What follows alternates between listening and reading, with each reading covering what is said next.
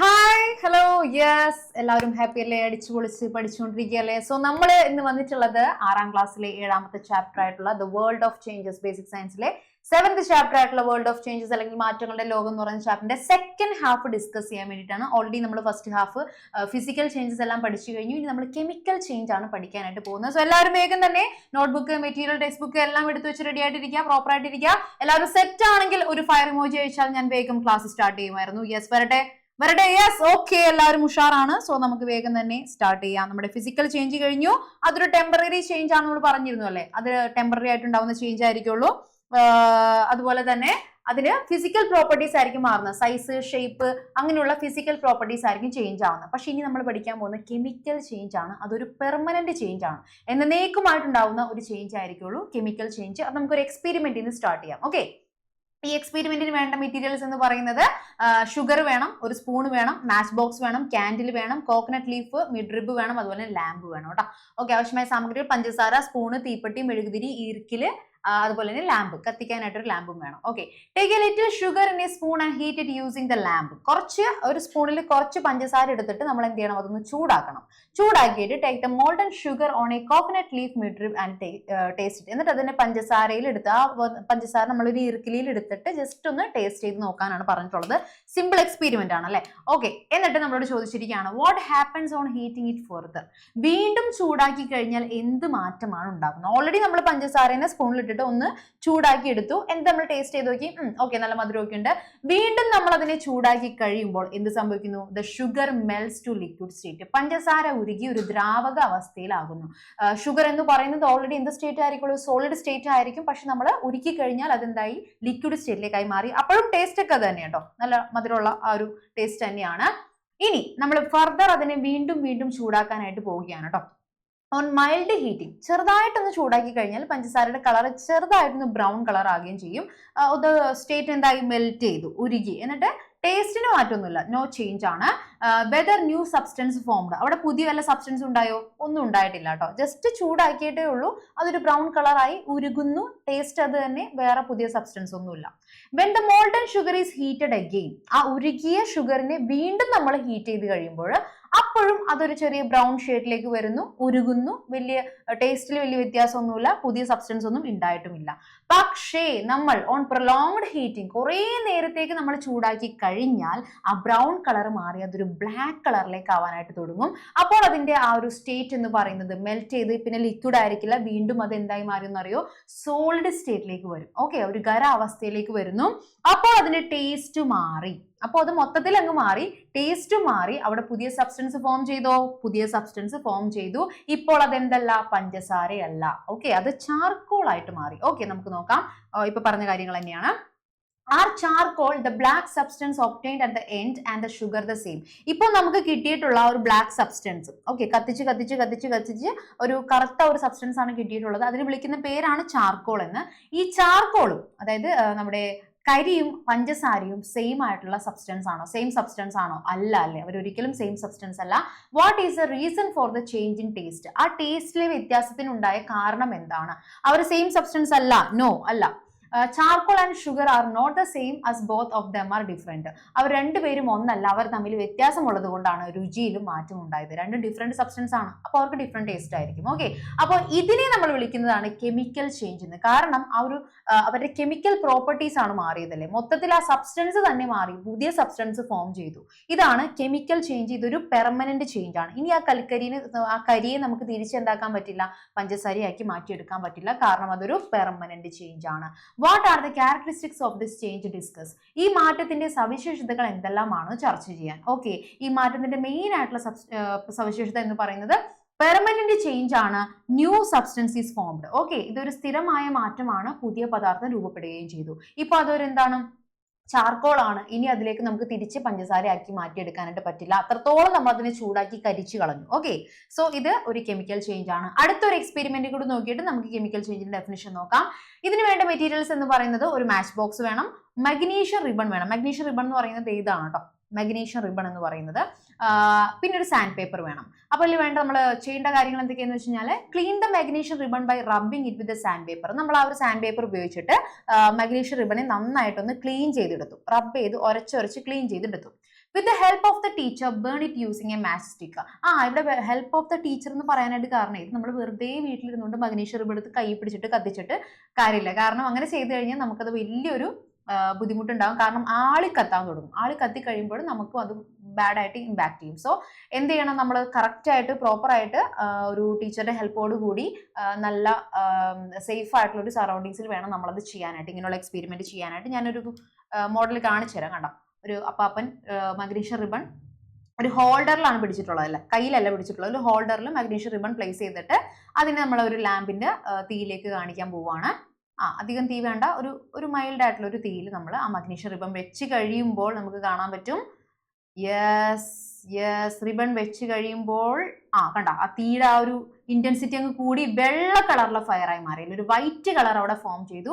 ഇത് കഴിഞ്ഞ് കഴിയുമ്പോൾ, തീ കത്തി കഴിയുമ്പോൾ ഒരു വൈറ്റ് കളറിലൊരു പ്രസിപ്പിറ്റേഷൻ, വൈറ്റ് കളറിലൊരു സാധനം അവിടെ ഫോം ചെയ്തിട്ടുണ്ട്. ഓക്കെ, സോ ഇതിന്റെ റിസൾട്ട് എന്ന് പറയുന്നത് എന്തൊക്കെ ചേഞ്ച് ആണ് സംഭവിച്ചത്? White light is formed. Okay, white light is formed, വെള്ള നിറത്തോടു കൂടിയാണ് അത് കത്തുന്നത്.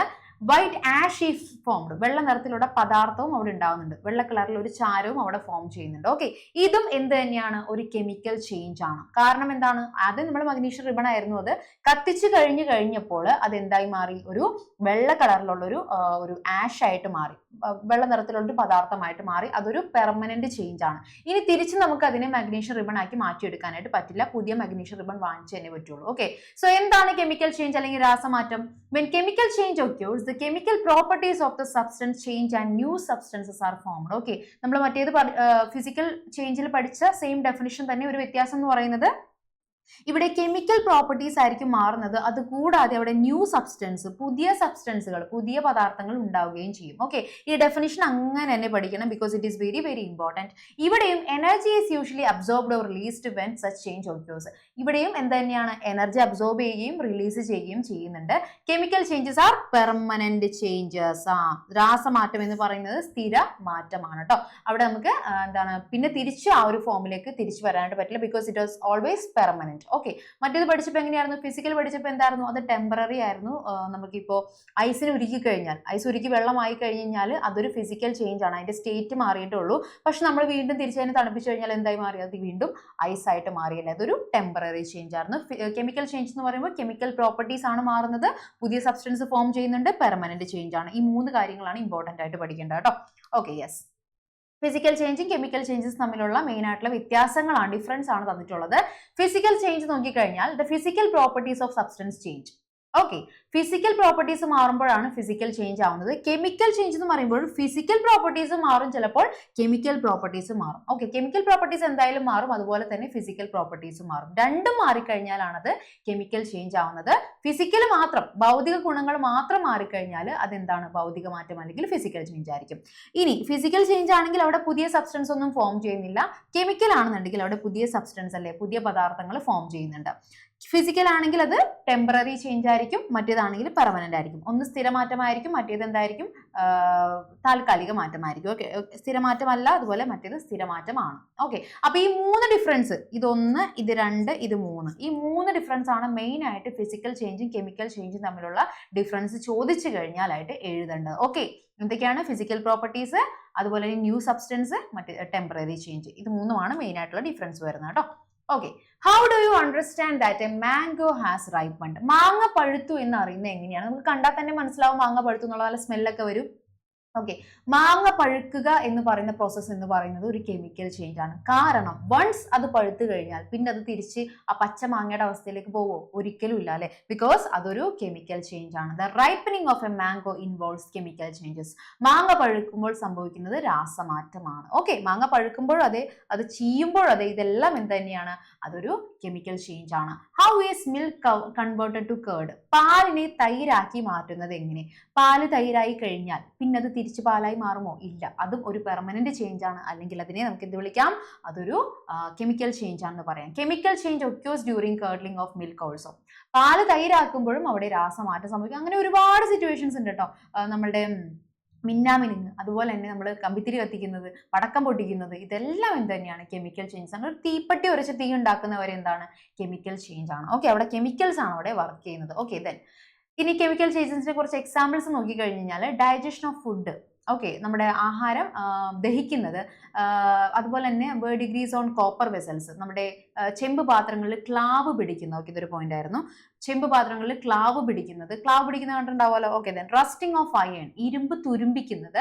ദെൻ സോറിംഗ് ഓഫ് കർഡ്, തൈര് പുളിക്കുന്നത്. Then burning of sparklers, okay പൂത്തിരി കത്തുന്നതൊക്കെ എന്ത് തന്നെയാണ്? കെമിക്കൽ ചേഞ്ച് ആണ്, രാസമാറ്റങ്ങൾക്ക് ഉദാഹരണങ്ങളാണ്. ഓക്കെ, അപ്പൊ കുറച്ചൊരു 2-3 എക്സാമ്പിൾസ് എന്തായാലും പഠിച്ചു വെക്കണം കേട്ടോ, ബിക്കോസ് നമ്മൾ അത് ബേസിക് ആയിട്ട് അറിഞ്ഞിരിക്കേണ്ട കാര്യങ്ങളാണ്, എക്സാമിന് ചോദിക്കാറുണ്ട്. ദെൻ റസ്റ്റ് അല്ലെങ്കിൽ തുരുമ്പ് എന്താണ്? ഓക്കെ, നമ്മൾ ഒരുപാട് അല്ലെ നമ്മുടെ ഡെയിലി ലൈഫിൽ പലപ്പോഴും കാണപ്പെടുന്ന ഒരു കാര്യമാണ് റസ്റ്റ് അല്ലെങ്കിൽ തുരുമ്പ് എന്ന് പറയുന്നത്. കുറേ നാളത്തേക്ക് വല്ല ഇരുമ്പിന്റെ എന്തെങ്കിലും പ്രൊഡക്റ്റ് എന്തെങ്കിലും യൂസ് ഇരുന്ന് കഴിഞ്ഞ് കഴിഞ്ഞാൽ കുറെ നാൾ കഴിയുമ്പോൾ അതിനകത്ത് തുരുമ്പ് പിടിച്ചിരിക്കുന്ന കാണാൻ പറ്റും. തുരുമ്പ് എന്ന് പറയുന്നത് നിങ്ങൾ കണ്ടിട്ടില്ലേ? ഇതാണ്ട തുരുമ്പ് എന്ന് പറയുന്നത്. നോർമലി അയൺ ആയിട്ടുള്ള ഒരു സബ്സ്റ്റൻസ് ആയിരിക്കും. കുറച്ച് നാൾ കഴിഞ്ഞ് കഴിയുമ്പോൾ ഈ ഒരു ഫോമിലേക്കായി മാറും അല്ലെ. ഒരു സിൽവർ കളർ ആയിരുന്നു, പിന്നെ അതൊരു ബ്രൗൺ കളറിലേക്ക് മാറുന്നു. ഈ ബ്രൗൺ കളറിൽ കാണപ്പെടുന്ന സംഭവത്തിനെയാണ് നമ്മൾ റസ്റ്റ് അല്ലെങ്കിൽ തുരുമ്പ് എന്ന് വിളിക്കുന്നത്.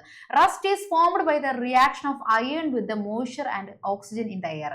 നമ്മുടെ അറ്റ്മോസ്ഫിയറിൽ അല്ലെ, നമ്മുടെ അറ്റ്മോസ്ഫിയറിൽ എന്തൊക്കെയുണ്ട്? ഓക്സിജൻ ഉണ്ട്, അതുപോലെ മോയ്സ്ചർ ഉണ്ടല്ലേ, ആ ഒരു ഈർപ്പമുണ്ട്. ഓക്കെ, ഇവരെല്ലാവരും നമ്മുടെ അയണുമായിട്ട് എന്ത് ചെയ്യുന്നു? റിയാക്ട് ചെയ്യുന്നു. ഒരു കെമിക്കൽ റിയാക്ഷൻ അവിടെ സംഭവിക്കുന്നു.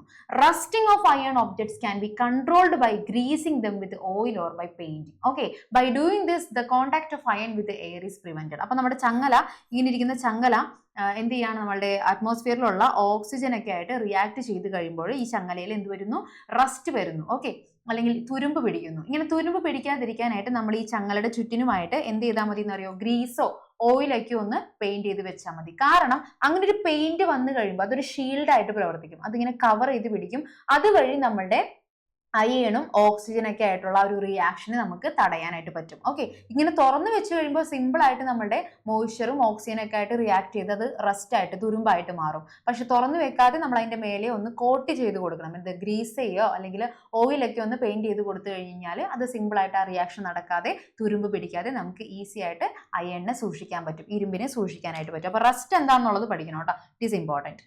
Okay, then spoilage of food items is due to the chemical changes caused by the action of bacteria. നമ്മൾ ഇപ്പോൾ ബ്രെഡ് ഒക്കെ തുറന്നു വെച്ച് കുറച്ച് നാൾ കഴിഞ്ഞ് കഴിയുമ്പോൾ അതിൽ ബാക്ടീരിയയും ഫംഗസ് ഒക്കെ വരും അല്ലെ, നമുക്ക് കാണാൻ പറ്റും. പൂപ്പലൊക്കെ പിടിച്ചിരിക്കുന്നത് കാണാൻ പറ്റും. What is usually done at home to prevent this? അങ്ങനെ ബാക്ടീരിയ ഒന്നും വരാതെ, പൂപ്പലൊന്നും വരാതിരിക്കാനായിട്ട് നമ്മൾ മോസ്റ്റ്ലി എന്തൊക്കെയാണ് ചെയ്യാറുള്ളത്? വീടുകളിൽ ഭക്ഷണമൊന്നും കേടായി പോവാതിരിക്കാനായിട്ട് സ്വാഭാവികമായിട്ടും നമ്മൾ ഒരു പരിധി കഴിഞ്ഞ് നമ്മൾ ആ ഭക്ഷണം ഉപയോഗിക്കില്ല. പക്ഷെ എന്നാലും കുറച്ചൊരു സമയത്തേക്ക് കൂടി അത് സൂക്ഷിച്ച് വെക്കാനായിട്ട് നമ്മൾ എന്ത് ചെയ്യും? മാക്സിമം നമ്മൾ ഫ്രിഡ്ജിൽ എടുത്ത് വെക്കല്ലേ. റെഫ്രിജറേറ്റർ യൂസ് ചെയ്യലാണ് മെയിനായിട്ട് ചെയ്യാറുള്ളത്. അല്ലെന്നുണ്ടെങ്കിൽ നമ്മൾ tight containers, air tight containers എന്ന് പറയുന്നത് വായു കടക്കാത്ത പാത്രങ്ങളില്ലേ, കാസറോൾസോ ഫ്ലാസ്ക് അങ്ങനെയുള്ള വായു കടക്കാത്ത പാത്രങ്ങളിൽ സൂക്ഷിച്ചു വെച്ച് കഴിഞ്ഞാൽ, കാരണം വായുവുമായിട്ട് സമ്പർക്കം വരുമ്പോൾ, വായു എന്ന് പറയുമ്പോൾ നമ്മുടെ എയർ എന്ന് പറയുമ്പോൾ അതിനകത്ത് കുറേ ഐറ്റംസ് ഉണ്ടല്ലോ, ഓക്സിജൻ ഉണ്ട്, മോയ്സ്ചർ ഉണ്ട്, പല ടൈപ്പ് ഓഫ് ഗ്യാസസ് ഉണ്ട്. ഇവരൊക്കെ ആയിട്ടൊരു കോണ്ടാക്ട് വന്നു കഴിയുമ്പോഴാണ് നമ്മുടെ ഈ പദാർത്ഥങ്ങളെല്ലാം കെമിക്കൽ റിയാക്ഷൻ സംഭവിച്ചിട്ട് ബാക്ടീരിയയും ഫംഗസും അങ്ങനെ ഒരുപാട് സാധനങ്ങളൊക്കെ വരുന്നത്. പക്ഷേ ആ ഒരു വായുമായിട്ടൊരു സമ്പർക്കം വന്നില്ല എന്നുണ്ടെങ്കിൽ ഇവർ ഈസി ആയിട്ട് സർവൈവ് ചെയ്ത് പൊക്കോളും. സോ ഒരു എയർ ടൈറ്റ് കണ്ടെയ്നർ, വായു കയറാത്ത പാത്രത്തിൽ സൂക്ഷിക്കുക, അല്ലെങ്കിൽ മാക്സിമം റെഫ്രിജറേറ്ററിൽ സൂക്ഷിക്കുക, ഫ്രിഡ്ജിൽ സൂക്ഷിക്കുക. ഫ്രിഡ്ജിനകത്ത് ഈ പറയുന്ന ബാക്ടീരിയക്കൊന്നും അധികം താമസിക്കാൻ പറ്റില്ല. ഭയങ്കര തണവല്ലേ, ഭയങ്കര തണവിലും ഭയങ്കര ചൂടിലും ഈ പറയുന്ന ബാക്ടീരിയാസ് ഒന്നും എക്സിസ്റ്റ് ചെയ്യില്ല. സോ ഫ്രിഡ്ജിൽ വെച്ച് കഴിഞ്ഞാൽ നമുക്ക് മാക്സിമം സൂക്ഷിക്കാനായിട്ട് പറ്റും. ഓക്കെ, ദെൻ ഇനി ഒരു എക്സ്പെരിമെന്റ് കൂടി നോക്കാം. എക്സ്പെരിമെന്റ് വലിയ എക്സ്പെരിമെന്റ്, ചെറിയ എക്സ്പെരിമെന്റ് ആണ്, ഒന്നുമില്ല. നമ്മളൊരു എക്സെൽ എടുത്തു, ഒരു മുട്ടത്തോട് എടുത്തു. ഓക്കെ, മുട്ടത്തോട് കണ്ടിട്ടുണ്ടല്ലോ എല്ലാവരും. ഓക്കെ, മുട്ടത്തോട് എടുത്തിട്ട് അതിനെ ചെറിയ ചെറിയ കഷ്ണങ്ങളാക്കി മാറ്റി. ഇത് ഏത് തരം മാറ്റമാണ്? മുട്ടത്തോട് എടുത്തു, അതിനെ ചെറിയ കഷ്ണങ്ങളാക്കി മാറ്റി. ഇത് ഏത് തരം മാറ്റമാണ്? അതൊരു ഫിസിക്കൽ ചേഞ്ച് ആണല്ലേ. ജസ്റ്റ് നമ്മൾ അതിന്റെ ഷേപ്പ് മാത്രമേ മാറ്റിയുള്ളൂ. പൊട്ടിച്ചു കഴിഞ്ഞപ്പോൾ അതിന്റെ ഷേപ്പ് പല പീസുകളായിട്ട് പോയിട്ട് അതിന്റെ ഷേപ്പ് മാത്രമേ മാറിയിട്ടുള്ളൂ. അതൊരു ഫിസിക്കൽ ചേഞ്ച് ആണ്. പക്ഷേ ഇനി put a few pieces of eggshell in a glass. ഒരു ഗ്ലാസ്സിലേക്ക് എന്നിട്ട് ആ എഗ്ഷെല്ലിന്റെ കുറച്ച് കഷ്ണങ്ങൾ എടുത്തിട്ടിട്ട്, ആ മുട്ടത്തോടിന്റെ കുറച്ച് കഷ്ണങ്ങൾ ഇട്ടിട്ട് pour vinegar into it. അതിലേക്ക് കുറച്ച് വിനാഗിരി ഒഴിച്ചു കൊടുത്തു. And observe the change. ഇനി നമ്മൾ ആ ചേഞ്ച് നോക്കിക്കഴിഞ്ഞാൽ അവിടെ കുറച്ച് കാര്യങ്ങൾ നമുക്ക് കാണാൻ പറ്റും. വിനാഗിരി ആയിട്ട് അത് റിയാക്ട് ചെയ്യുന്ന കാണാൻ പറ്റും. അവിടെ കുറച്ച് ഗ്യാസ് ഫോം ചെയ്യുന്ന കാണാൻ പറ്റും. ഇതെല്ലാം എന്താണ്? കെമിക്കൽ ചേഞ്ച് ആണ്. വെറുതെ മുട്ടത്തോട് പൊട്ടിച്ചു കഴിഞ്ഞാൽ അത് എന്ത് മാത്രമാണ്? അതൊരു ഫിസിക്കൽ ചേഞ്ച് ആണ്. പക്ഷേ അതിലേക്ക് വിനാഗിരിയൊക്കെ ഒഴിച്ച് മിക്സ് ചെയ്ത് കഴിയുമ്പോൾ അവിടെ കുറച്ച് ബബിൾസ് ഒക്കെ ഫോം ചെയ്യുന്ന കാണാൻ പറ്റും. ഈ ഒരു കുമിളകളൊക്കെ ഉണ്ടാവാൻ കാരണം അവിടെ കുറച്ച് ഗ്യാസുകൾ, ആ വിനാഗിരി മുട്ടത്തോടുമായിട്ട് റിയാക്ട് ചെയ്തിട്ട് കെമിക്കൽ റിയാക്ഷൻ സംഭവിച്ചിട്ട് അവിടെ ഗ്യാസുകളൊക്കെ ഫോം ചെയ്യുന്ന കാണാൻ പറ്റും. ഇതെല്ലാം എന്താണ്? കെമിക്കൽ ചേഞ്ച് ആണ്. ഇതൊരു രാസമാറ്റമാണെന്നുള്ളത് നമുക്ക് കാണാനായിട്ട് പറ്റും. ഓക്കെ, സോ ഒരേ ഒരു എക്സ്പെരിമെന്റിൽ തന്നെ നമുക്ക് രണ്ട് ചേഞ്ച്, ഫിസിക്കൽ ചേഞ്ചും കാണാൻ പറ്റി, കെമിക്കൽ ചേഞ്ചും കാണാനായിട്ട് പറ്റി. Then take a little vinegar in a glass and add 1 spoon of baking soda it. ഒരു ഗ്ലാസ്സിൽ കുറച്ച് വിനാഗിരി ഇട്ടിട്ട് അതിലേക്ക് ഒരു സ്പൂൺ ബേക്കിംഗ് സോഡ ഇട്ട് കൊടുത്തു. അപ്പക്കാരം. ഓക്കെ, അപ്പക്കാരം ചിലപ്പോൾ മിക്ക വീടുകളിൽ ഉണ്ടാവാറുണ്ടോ? What happens, what type of changes is? ഇതിൽ എന്തായിരിക്കും സംഭവിക്കാൻ പോകുന്നത്? ഇതെന്ത് ചേഞ്ച് ആണത്? ആ ഒരു എക്സ്പെരിമെന്റ് കാണുമ്പോൾ തന്നെ മനസ്സിലാവുന്നുണ്ട് അതൊരു കെമിക്കൽ ചേഞ്ച് ആയിരിക്കുള്ളൂ. ഓക്കെ, വിനാഗിരിയും അപ്പക്കാരവുമാണ്, അവർ തമ്മിൽ റിയാക്ട് ചെയ്യുമ്പോഴും ഒരു ഗ്യാസ് അവിടെ ഫോം ചെയ്യുന്നുണ്ട്. ഇതും ഒരു കെമിക്കൽ ചേഞ്ച് ആണെന്നാണ് നമുക്ക് മനസ്സിലാക്കാനായിട്ട് പറ്റുന്നത്. ഓക്കെ, ഗ്യാസ് ഫോം ചെയ്ത് നമുക്ക് സിമ്പിൾ ആയിട്ട് കാണാൻ പറ്റും. ഒരു ബബിൾസ് ആയിട്ടോ അല്ലെങ്കിൽ വല്ല പത പോലെ വരുന്നതാണ് ഗ്യാസ് ഫോം ചെയ്യുന്നുണ്ടോ ഇല്ലെന്ന് മനസ്സിലാക്കാനുള്ള വഴി. സോ അങ്ങനെ വരുന്നുണ്ടെങ്കിൽ അത് ഒരു കെമിക്കൽ ചേഞ്ച് ആയിരിക്കുള്ളൂ. ഇതെന്താണ്? നമുക്ക് എല്ലാവർക്കും ഭയങ്കര ഇഷ്ടമുള്ള ഒരു പ്രോസസ് ആണ് അല്ലെ.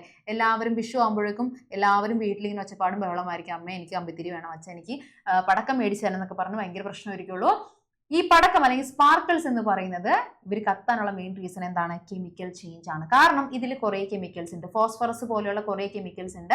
നമ്മൾ തീ കൊടുത്തു കഴിയുമ്പോൾ അത് കത്തിക്കഴിയും. അത് കത്തിക്കഴിഞ്ഞാൽ പിന്നെ എന്താണ്? അതുകൊണ്ട് വേറെ പ്രയോജനമൊന്നുമില്ല. കാരണം അത് കംപ്ലീറ്റ് ആയിട്ട് പെർമനന്റ് ചേഞ്ച് സംഭവിച്ചു കഴിഞ്ഞു. When a sparkler is lit, പൂത്തിരി കത്തിക്കഴിയുമ്പോൾ, when a sparkler is lit a chemical change takes place. പൂത്തിരി കത്തുന്നത് ഒരു രാസമാറ്റമാണ്. When a sparkle it forms energy like sound, light, heat. Okay, അപ്പൊ നമ്മൾ പടക്കം കത്തിച്ചു കഴിയുമ്പോൾ, പടക്കം പൊട്ടിച്ചു കഴിയുമ്പോൾ നമുക്ക് എന്തൊക്കെ എനർജിയാണ് അവിടെ ഫോം ചെയ്യുന്നത്? അത് നമുക്ക് ലൈറ്റ് ആയിട്ട് കാണാൻ പറ്റും അല്ലെ, ലൈറ്റ് കാണാൻ പറ്റും. അവിടെ തീ ഫോം ചെയ്യുന്നുണ്ട് അല്ലെ, ഹീറ്റ് പ്രൊഡ്യൂസ് ചെയ്യുന്നുണ്ട്, അതുപോലെ സൗണ്ടും പ്രൊഡ്യൂസ് ചെയ്യുന്നുണ്ട്, പടക്കത്തിന്റെ സൗണ്ട് അല്ലെ, സൗണ്ട് പ്രൊഡ്യൂസ് ചെയ്യുന്നുണ്ട്. അപ്പൊ എന്തൊക്കെ എനർജി ആയിട്ട് ഇത് മാറി? കത്തിച്ചു കഴിഞ്ഞപ്പോൾ അവിടെ കെമിക്കൽ ചേഞ്ച് സംഭവിച്ചു. അതിന്റെ ഫലമായിട്ട് എന്തൊക്കെ എനർജി ഉണ്ടായി? സൗണ്ട് എനർജി ഉണ്ടായി, ലൈറ്റ് എനർജി ഉണ്ടായി, ഹീറ്റ് എനർജി ഉണ്ടായി അല്ലെ. ശബ്ദോർജം, പ്രകാശോർജം, താപോർജം, അങ്ങനെ 3 ടൈപ്പ് ഊർജ്ജങ്ങൾ അവിടെ ഫോം ചെയ്തു. ഓക്കെ, അപ്പൊ നമുക്കൊരു കെമിക്കൽ ചേഞ്ച് സംഭവിച്ചു കഴിയുമ്പോൾ അവിടെ പല ടൈപ്പ് ഓഫ് എനർജീസ് ഫോം ചെയ്യുന്നുണ്ട്. There are chemical substances in a sparkler. It contains chemical energy. Okay, നമ്മുടെ ആ കമ്പിത്തിരിയുടെ അകത്ത് അല്ലെങ്കിൽ ആ ഒരു പൂത്തിരിയുടെ അകത്ത് കുറെ കെമിക്കൽ സബ്സ്റ്റൻസ് ഉള്ളതുകൊണ്ട് തന്നെ അവിടെ കെമിക്കൽ എനർജിയും ഉണ്ട്. Chemical energy is present not only in substance present in sparkle but in all substance. Chemical energy എന്ന് പറയുന്നത് നമ്മൾ ഈ കാണുന്ന കമ്പിത്തിരിയിലും പൂത്തിരിയിലും മാത്രമല്ല, നമ്മൾ കാണുന്ന എല്ലാ സബ്സ്റ്റൻസിലും കെമിക്കൽ എനർജി ഉണ്ട്. When the sparkle is lit, the chemical energy in the sparkle is converted into the forms of the energy like sound, light, heat. Energy എന്ന് പറയുന്ന ഒരു സംഭവം നമ്മൾ ഓൾറെഡി പഠിച്ചു കഴിഞ്ഞ കാര്യമാണ്. എനർജി എന്ന് പറയുന്നത്, ഊർജ്ജം എന്ന് പറയുന്നത് എന്തായിരിക്കുള്ളൂ? ഒരു ഫോമിൽ നിന്ന് മറ്റൊരു ഫോമിലേക്ക് മാറുകയല്ലാതെ ഒരിക്കലും ഇല്ലാതായി പോകുന്നില്ല. കെമിക്കൽ എനർജി ആണെങ്കിൽ അത് നമ്മൾ കത്തിച്ചു കഴിയുമ്പോൾ നമ്മൾ വിചാരിക്കും ആ കെമിക്കൽ എനർജി കംപ്ലീറ്റ് ആയിട്ട് പോയി എന്ന് വിചാരിക്കും. പക്ഷെ ഇല്ല, ആ എനർജി എന്തായി മാറി? ലൈറ്റും സൗണ്ടും ഹീറ്റും അങ്ങനെ പല എനർജിയുടെ രൂപത്തിലേക്ക് കൺവേർട്ട് ആയി മാറി. ഒരിക്കലും എനർജി ഇല്ലാതായി പോകുന്നില്ല. നമ്മൾ എങ്ങനെ കത്തിച്ചു കഴിഞ്ഞാലും അത് പല ഫോംസിലേക്ക് കൺവേർട്ട് ആയി മാറുക മാത്രമേ ചെയ്യുന്നുള്ളൂ. ഓക്കെ, പല ഊർജ്ജ രൂപങ്ങളായിട്ട് മാറുന്നു. കണ്ടോ, നമ്മൾ ആ ഒരു പൂത്തിരി കത്തിച്ചു കഴിയുമ്പോൾ അവിടെ ഓൾറെഡി ഉണ്ടായിരുന്ന എന്തായിരുന്നു? കെമിക്കൽസ് ആയതുകൊണ്ട് കെമിക്കൽ എനർജിയാണ് അതിനകത്ത് ഉണ്ടായിരുന്നത്. പക്ഷേ രാസോർജം എന്തായിട്ട് മാറിയിട്ടുണ്ടാകും? കത്തിച്ചു കഴിയുമ്പോൾ അത് ഹീറ്റ് എനർജി, താപോർജ്ജമാകുന്നു, സൗണ്ട് എനർജി, ശബ്ദോർജ്ജമാകുന്നു, ദെൻ ലൈറ്റ് എനർജി, പ്രകാശോർജ്ജമായിട്ട് മാറുന്നു. അപ്പൊ എനർജി കൺവേർട്ട് ചെയ്യുന്നു, അല്ലാതെ ഒരിക്കലും ഇല്ലാതായി പോകുന്നില്ല. ഓക്കെ, അപ്പൊ കുറച്ച് രാസമാറ്റങ്ങൾ ഇവിടെ കൊടുത്തിട്ടുണ്ട്. പേപ്പർ ബേൺസ്, പേപ്പർ കത്തുന്നത് അതൊരു കെമിക്കൽ ചേഞ്ച് ആണ്. കാരണം കത്തി കഴിഞ്ഞാൽ പിന്നെ അത് ചാർക്കോൾ ആയിട്ട് മാറി അല്ലേ. സോ അവിടെ എന്തൊക്കെ എനർജിയാണ് ചേഞ്ച് ആവുന്നത്? ഹീറ്റ് എനർജി ഉണ്ടാവുന്നു, താപം ഉണ്ടാവുന്നുണ്ട്, പ്രകാശം ഉണ്ടാവുന്നുണ്ട്, പക്ഷെ സൗണ്ട് ഒന്നും ഉണ്ടാവുന്നില്ല. പേപ്പർ കത്തുമ്പോൾ സൗണ്ട് ഒന്നുമില്ല, ശബ്ദോർജ്ജം ഇല്ല. ദെൻ ക്യാംഫർ ബേൺസ്, അതായത് കർപ്പൂരം കത്തിക്കുമ്പോഴും നമുക്ക് ഹീറ്റ് ഉണ്ട്, ലൈറ്റ് ഉണ്ട്, പക്ഷെ അവിടെയും സൗണ്ട് ഒന്നുമില്ല. ഫയർ ക്രാക്കേഴ്സ്, പടക്കം പൊട്ടുമ്പോൾ നമുക്ക് അവിടെ ഹീറ്റും ഉണ്ട്, ലൈറ്റും ഉണ്ട്, സൗണ്ടും ഉണ്ട്, ശബ്ദവും ഉണ്ടാവുന്നുണ്ട്. കുക്കിംഗ് ഗ്യാസ് ബേൺസ്, പാചകവാതകം കത്തുമ്പോൾ നമ്മൾ വീട്ടിലൊക്കെ പാചകം ചെയ്യുമ്പോൾ നമുക്ക് സൗണ്ട് വല്ലതും കേൾക്കുമോ? ഇല്ല, അവിടെ ലൈറ്റും ഉണ്ട്, ഹീറ്റും ഉണ്ടാവും, ലൈറ്റും ഉണ്ടാവും, പക്ഷെ അവിടെയും സൗണ്ട് ഇല്ല. ഓക്കെ, പടക്കം പൊട്ടുമ്പോൾ മാത്രമാണ് കൂടുതലും ശബ്ദോർജ്ജം ക്രിയേറ്റ് ചെയ്യപ്പെടുന്നത് കേട്ടോ. Okay, then energy changes into plants too, അതായത് നമ്മുടെ സസ്യങ്ങളിലും ഒരുപാട് ഊർജ്ജ മാറ്റങ്ങൾ സംഭവിക്കുന്നുണ്ട്. നമുക്ക് മെയിൻ ആയിട്ട് ഫോട്ടോസിന്തസിസ് ചെയ്യാനായിട്ട്, പ്രകാശ സംശ്ലേഷണം ചെയ്യാനായിട്ട് മെയിൻ ആയിട്ട് എനർജി തരുന്ന ആരാണ്? നമ്മളുടെ സൺ ആണല്ലേ. സോളാർ എനർജി യൂസ് ചെയ്തിട്ട്, സൂര്യനിൽ നിന്നുള്ള ഊർജ്ജം യൂസ് ചെയ്തിട്ടാണ് പ്ലാന്റ്സ് ഫോട്ടോസിന്തസിസ് ചെയ്യുന്നത്. അത് കൂടാതെ അതിനകത്ത് കുറെ കെമിക്കൽസും ഉണ്ട്, പ്ലാന്റ്സിനകത്ത് കുറെ കെമിക്കൽസും ഉണ്ട്, അവിടെ കെമിക്കൽ എനർജിയും ഉണ്ടാവുന്നുണ്ട്. ഓക്കെ, പ്രകാശ സംശ്ലേഷണ സമയത്ത് സസ്യങ്ങൾ നിർമ്മിക്കുന്ന ആഹാരമാണ് ഗ്ലൂക്കോസ്. അതിലെന്തുണ്ട്? രാസോർജ്ജം അടങ്ങിയിട്ടുണ്ട്. ഓക്കെ, അപ്പൊ നമുക്ക് സോളാർ എനർജി കിട്ടിക്കഴിയുമ്പോൾ അത് എന്തായിട്ട് മാറുന്നുണ്ട്? രാസോർജ്ജമായിട്ട് മാറുന്നുമുണ്ട്. ഇങ്ങനെ പല ടൈപ്പ് കൺവേർഷൻസ് സംഭവിക്കുന്നുണ്ട്. എന്താണ് photosynthesis? Photosynthesis is the process by which plants produce food using water and carbon dioxide in the presence of sunlight with the help of chlorophyll. നമ്മൾ ചെറിയ ക്ലാസ്സിൽ പഠിച്ചിട്ടുള്ള കാര്യമാണ് എന്താണ് ഫോട്ടോസിന്തസിസ് ഉള്ളത്. സസ്യങ്ങൾ സൂര്യപ്രകാശത്തിന്റെ സാന്നിധ്യത്തിൽ ജലവും കാർബൺ ഡൈ ഓക്സൈഡും ഉപയോഗിച്ചിട്ട് ഹരിതകണത്തിന്റെ സഹായത്താൽ, ഹരിതകണം എന്ന് പറയുന്നത് ക്ലോറോഫിൽ ആണ് കേട്ടോ, പച്ച കളർ ഫോം ചെയ്യാനുള്ള കാരണം, സഹായത്താൽ ആഹാരം നിർമ്മിക്കുന്ന പ്രക്രിയയാണ് പ്രകാശ സംശ്ലേഷണം അല്ലെങ്കിൽ ഫോട്ടോസിന്തസിസ് എന്ന് പറയുന്നത്. ഇതിൽ എന്ത് സംഭവിക്കുന്നുണ്ട്? പല ടൈപ്പ് ഓഫ് കെമിക്കൽ ചേഞ്ചസും ഫിസിക്കൽ ചേഞ്ചസും സംഭവിക്കുന്നുണ്ട്. കെമിക്കൽ ചേഞ്ചിൽ മെയിൻ ആയിട്ട് വരുന്നതാണ് നമ്മൾ ഈ സൺലൈറ്റ് ആയിട്ട് വരുന്നു, പക്ഷെ അത് എന്തായിട്ട് മാറുന്നു? ഗ്ലൂക്കോസ് ആയിട്ട് മാറുന്നു, അല്ലെ, പല ഫോംസിലേക്ക് കൺവേർട്ട് ചെയ്യപ്പെടുന്നു. ഓക്കെ, ഇനി നമ്മൾ പലപ്പോഴും കാണുന്ന ഒരു ആളാണ് ഈ പറയുന്ന മിന്നാമിനിങ്, അല്ലെ. കുറേ സ്ഥലത്ത് നമ്മൾ എല്ലാവരും ചിന്തിക്കും എങ്ങനെയാണ് ഈ മിന്നാമിനിങ് ഇങ്ങനെ തിളങ്ങുന്നതെന്നുള്ള കാര്യം ചിന്തിക്കും. ഒന്നുമില്ല, മിന്നാമിനിങ്ങിന്റെ ബോഡിയിൽ കുറച്ച് കെമിക്കൽസ് ഉണ്ട്. ഈ കെമിക്കൽസ് കുറച്ച് റിയാക്ഷൻസ് ഒക്കെ സംഭവിച്ചിട്ടാണ് അത് എന്ത് ചെയ്യുന്നത്? തിളങ്ങുന്നതായിട്ട് നമുക്ക് കാണാൻ പറ്റുന്നത്. Okay, certain chemical substance in their body produce light. ഇവരുടെ ബോഡിയിലുള്ള ചില പ്രത്യേക രാസവസ്തുക്കളാണ് പ്രകാശം ഉൽപ്പാദിപ്പിക്കുന്നത്. When a firefly glows, chemical change is converted into light energy. അവർ തിളങ്ങിക്കഴിയുമ്പോൾ അവർ ആ കെമിക്കൽ ചേഞ്ച് എന്തായിട്ട് മാറുന്നു? ലൈറ്റ് എനർജി ആയിട്ട് മാറുന്നു. അതുകൊണ്ടാണ് നമുക്ക് ആ ലൈറ്റ് എനർജി ആയിട്ട് മാറുന്നതുകൊണ്ടാണ് നമുക്കത് കാണാൻ പറ്റുന്നത്. ഓക്കെ, ലൈറ്റ് ആയിട്ട് കാണാൻ പറ്റുന്നത്. ഓക്കെ, സോ ഇതുപോലെ തന്നെ നമുക്ക് ബയോലൂമിനൻസ് പഠിച്ചിട്ടുണ്ടാവുമല്ലോ നിങ്ങൾ, അഞ്ചാം ക്ലാസ്സിൽ പഠിച്ചിട്ടുണ്ടാവും. ബയോലൂമിനൻസ് എന്ന് പറയുന്നത് നമ്മളുടെ ആ ഒരു കുറെ കടൽ തീരത്തൊക്കെ നമ്മൾ എന്തായിരുന്നു കവരല്ലേ, കവർ എന്ന് പറയുന്ന സംഭവം, അതായത് നീല കളറിൽ വെള്ളം തിളങ്ങുന്നതായിട്ട് കാണാൻ പറ്റുന്നത്, അത് ശരിക്കും ഒരു ആൽഗയാണ്. ഓക്കെ, ഈ ആൽഗയും നമ്മുടെ മിന്നാമിനിങ്ങിനെ പോലെ തന്നെ ലൈറ്റ് പ്രൊഡ്യൂസ് ചെയ്യാൻ അവരുടെ ബോഡിയിലും കുറച്ച് കെമിക്കൽസ് ഉണ്ട്. ഈ കെമിക്കൽസ് ലൈറ്റ് പ്രൊഡ്യൂസ് ചെയ്യുന്നു. ആ കെമിക്കൽ എനർജിയാണ് അവിടെ ലൈറ്റ് എനർജി ആയിട്ട് മാറുന്നത്, കൺവേർട്ട് ചെയ്യുന്നത്. ഓക്കെ, അങ്ങനെയുള്ള നമ്മുടെ നേച്ചറിൽ തന്നെ ഒരുപാട് ഇതുപോലെയുള്ള കെമിക്കൽ ചേഞ്ചസ് നമുക്ക് കാണാനായിട്ട് പറ്റും. ഓക്കെ, ഇനി നമ്മുടെ ഡെയിലി ലൈഫിലുള്ള കുറച്ച് എനർജി ചേഞ്ചസ് കൂടി നോക്കിക്കഴിഞ്ഞാൽ ഈ ചാപ്റ്ററിലെ മെയിൻ ടോപ്പിക്സ് എല്ലാം കഴിയും. ഓക്കെ, ഊർജ്ജം നിത്യജീവിതത്തിൽ നമ്മൾ ഇപ്പോൾ എന്ത് പറയുകയാണെങ്കിൽ ഇപ്പോൾ നമ്മൾ സ്വിച്ച് ഇടും, അല്ലെ, സ്വിച്ച് ഇടുമ്പോൾ ഫാൻ കറങ്ങുന്നു. ഈ സ്വിച്ച് ഇടുക എന്ന് പറയുമ്പോൾ അവിടെ ഉണ്ടാവുന്നത് ശരിക്കും ഇലക്ട്രിക്കൽ എനർജിയാണ്. ഓക്കെ, ഇലക്ട്രിക്കൽ എനർജി വൈദ്യുതോർജ്ജമാണ്. പക്ഷെ ഫാനിലേക്ക് എത്തി ഫാൻ കറങ്ങുക എന്ന് പറയുന്നത് എന്താണ്? മെക്കാനിക്കൽ എനർജിയാണ്. ഓക്കെ, യാന്ത്രികോർജ്ജമാണ്. ഇതുപോലെ പല ടൈപ്പ് ചേഞ്ചസ് വരുന്നുണ്ട്. ഫാൻ കറങ്ങുമ്പോൾ സൗണ്ട് വരുന്നുണ്ടല്ലേ, അപ്പോൾ അതെന്താണ്? മെക്കാനിക്കൽ എനർജി മാത്രമല്ല സൗണ്ട് എനർജിയും ഉണ്ടാക്കുന്നുണ്ട്. ലൈറ്റ് ഇട്ട് കഴിയുമ്പോൾ ലൈറ്റിൽ അവിടെ പ്രകാശം മാത്രമല്ല അവിടെ കുറച്ച് ചൂടും കിട്ടുന്നുണ്ടല്ലേ, ഹീറ്റ് എനർജിയും ഫോം ചെയ്യുന്നുണ്ട്. അപ്പോൾ ലൈറ്റ് എനർജി ഉണ്ട്, ഹീറ്റ് എനർജി ഉണ്ട്. ഓക്കെ, ഇതുപോലെ പല എനർജികളിലേക്ക് കൺവേർഷൻസ് നമ്മുടെ ഡെയിലി ലൈഫിൽ കാണാനായിട്ട് പറ്റും. Switch off the mixer grinder and touch it, is it warm? നമ്മൾ ഒരു മിക്സർ ഗ്രൈൻഡർ ഒരു മിക്സിയിലിട്ട് നന്നായിട്ട് ഇപ്പോൾ തേങ്ങയൊക്കെ നന്നായിട്ട് അടിച്ചെടുത്ത് കഴിഞ്ഞിട്ട് കുറച്ച് കഴിയുമ്പോൾ നമ്മൾ അത് ആ മിക്സിയിൽ ഒന്ന് ടച്ച് ചെയ്ത് കഴിഞ്ഞാൽ നല്ല ചൂട് ഫീൽ ചെയ്യും. കാരണം അവിടെ ആ ഇലക്ട്രിക്കൽ എനർജി വൈദ്യുതോർജ്ജം എന്തൊക്കെയായിട്ട് മാറുന്നുണ്ട്?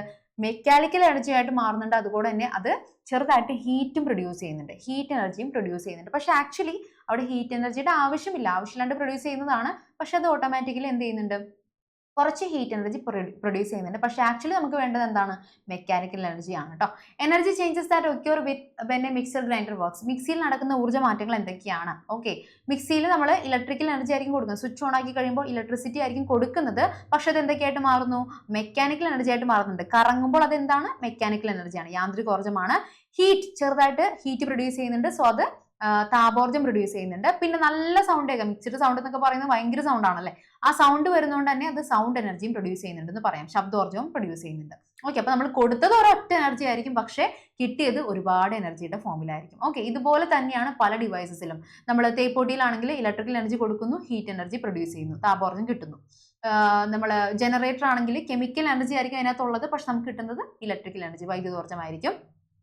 പിന്നെ അതുപോലെ വല്ല സ്പീക്കർ, ഓക്കെ, സ്പീക്കറിലാണെങ്കിൽ നമ്മൾ ഇലക്ട്രിക്കൽ എനർജി കൊടുക്കും, സൗണ്ട് എനർജി ആയിട്ട് നമുക്ക് കിട്ടും, അല്ലെ, ശബ്ദോർജ്ജമായിട്ട് കിട്ടും. ഇനി ബാറ്ററി നമ്മൾ എന്ത് ചെയ്യുന്നു? ഒരു ബൾബിലേക്ക് എന്ത് കൊടുത്തു? കെമിക്കൽ എനർജി കൊടുത്തു, പക്ഷെ നമുക്ക് കിട്ടുന്നത് എന്തായിരിക്കുള്ളൂ?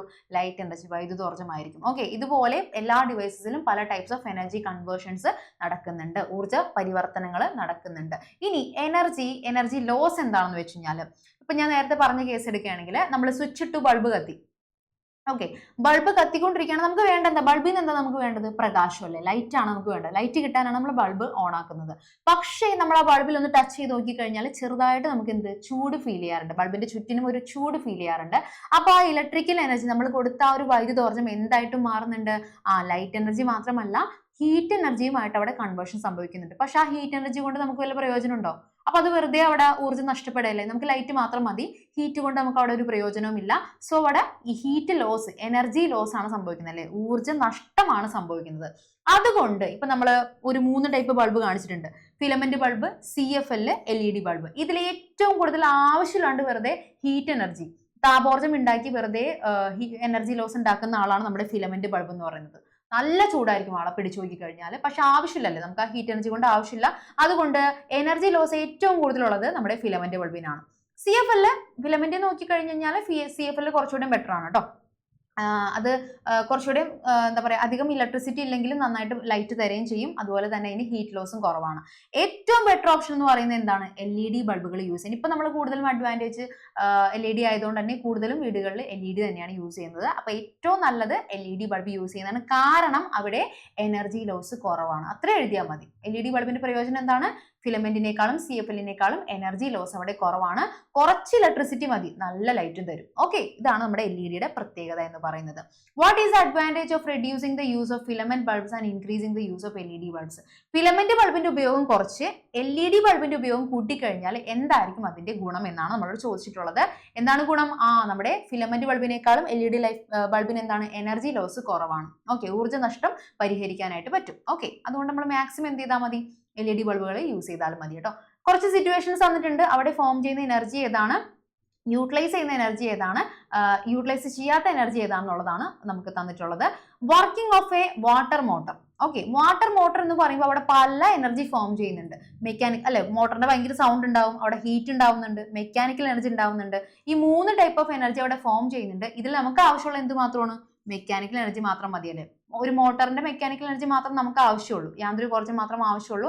ആവശ്യമില്ലാണ്ട് അവിടെ ഉണ്ടാവുന്ന ആൾക്കാർ ആരൊക്കെയാണ്, ഹീറ്റ് എനർജിയും സൗണ്ട് എനർജിയും. അതുകൊണ്ട് നമുക്കൊരു പ്രയോജനമില്ല, സൗണ്ട് എനർജി കൊണ്ട് ഒട്ടും പ്രയോജനമില്ല, ശല്യം മാത്രമേ ഉള്ളൂ. Then working of A fan. Fan നമുക്ക് എന്തിനാണ്, കറങ്ങാനാണ്, മെക്കാനിക്കൽ എനർജിക്കാണ് വേണ്ടത്. പക്ഷെ അവിടെയും ഹീറ്റും സൗണ്ടും ഫോം ചെയ്യുന്നുണ്ട്, അതുകൊണ്ടൊരു പ്രയോജനവും ഇല്ല.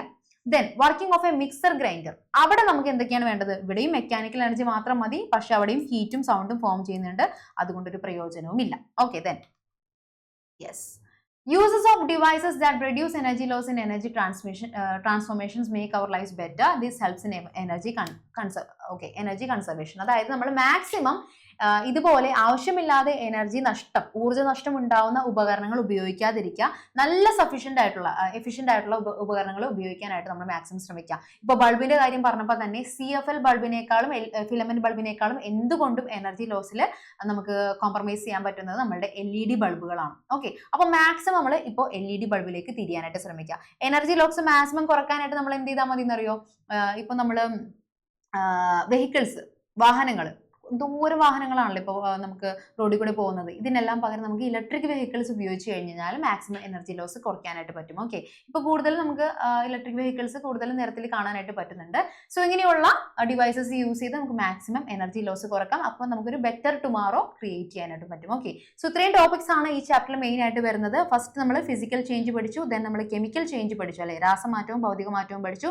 അത് കഴിഞ്ഞിട്ട് എനർജി കൺവേർഷൻസ്, ഊർജ്ജ പരിവർത്തനങ്ങളാണ് പഠിച്ചത്. ഓക്കെ, അപ്പൊ ഇത്രയും ടോപ്പിക്സ് ആണ് നമ്മൾ ഈ ചാപ്റ്ററിൽ നിന്ന് മെയിൻ ആയിട്ട് കവർ ചെയ്ത് പോകേണ്ടത്. ഇനി ഇതിന്റെ ഇമ്പോർട്ടന്റ് ക്വസ്റ്റ്യൻസും കാര്യങ്ങളെല്ലാം നമ്മൾ ഇനി അടുത്ത് വരുന്ന ക്ലാസ്സുകളിലായിട്ട് ഡിസ്കസ് ചെയ്യും. സോ അടുത്ത ചാപ്റ്ററുമായിട്ട് ഇനി കാണുന്നത് വരെ നമുക്ക് ടാറ്റ, ബൈ ബൈ.